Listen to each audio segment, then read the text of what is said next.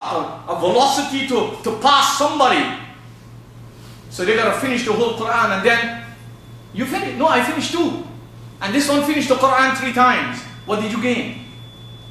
Because of this blindness, they have a prayer which is nowhere in the Quran, which is manufactured, where you have people professing to love the Quran and are there to listen to beautiful recitation of the Quran that is more emotional than intellectual and anything else, and they impose on themselves all of these practices. What we need to understand, this Quran came in Ramadan. It's an expression. The Arabs, the kind of language of the Arabs at the time of the Prophet, emphasis of the language was on poetry, not on prose. I want to emphasize that. And therefore, if you study this Quran and you don't study it with respect, that there are tremendous expressions of language, idioms and metaphors, you're going to miss the boat.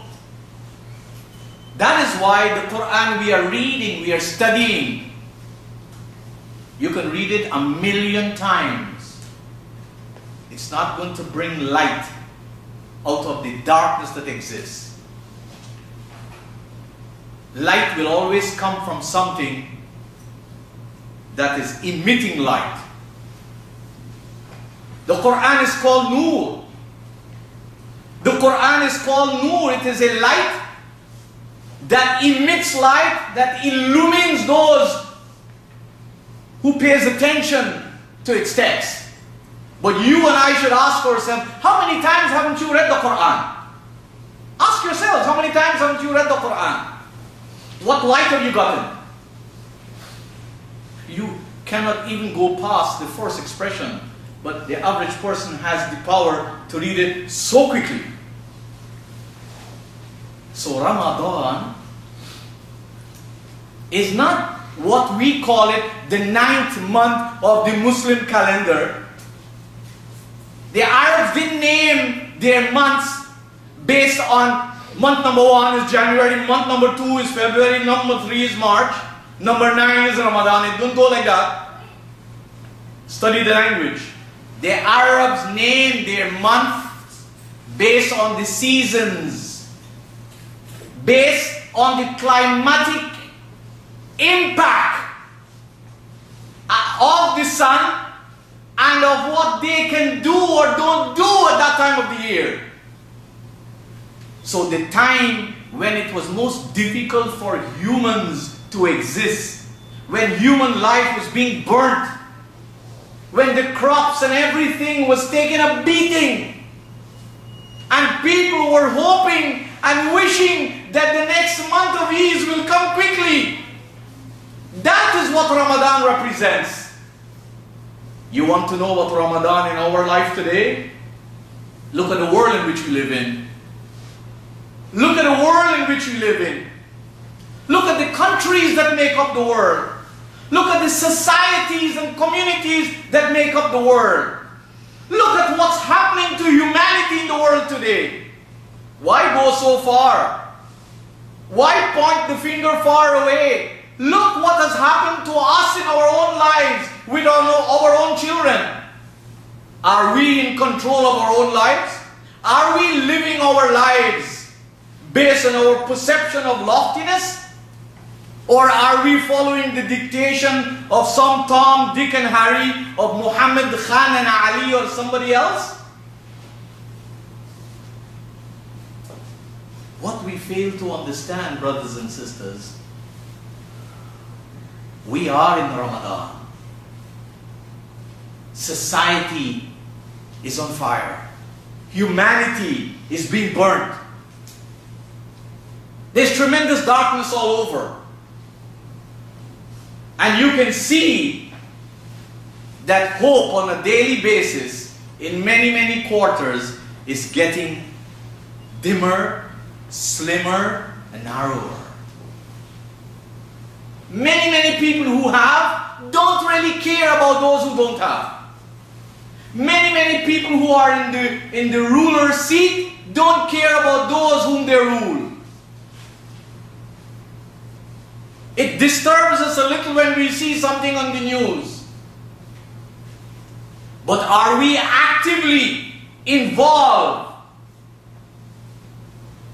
in saving ourselves and our family, and proactive in society, that human beings will come out of this mess that they have been placed into and have surrendered to in many ways? Because the culture of Muslims is to tell them, take it easy, take it easy, inna Allaha ma'as sabirin. This is the culture. Inna Allaha ma'as sabirin. Somebody quoted the other day to me that Muslims should not be reactionaries. Why? Because the Prophet of God says you should not be reactionary. I said, how could you say this? When God Himself says that He does not change the condition of a people until they initiate changes themselves. And this is the kind of mentality that is used by Muslims. That their so-called scholars and leaders give them as opium doses. And that is why you find it takes the Muslims who live in the Muslim lands, where you would expect enlightenment and light emanating to the rest of the world. It took them a long time in their whole life to even open their eyes and to realize that they are on the path of their own destruction. So what does the Qur'an say? Shahru Ramadan. What's the meaning of Shahr? There's lots of fight in this community all over the world.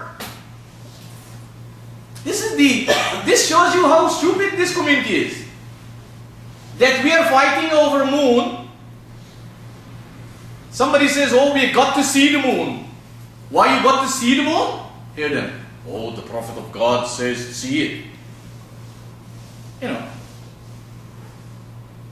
All these Muslims who pray following the chart, was there a chart in the Prophet's time that he had on his fridge, on his wall, on his door?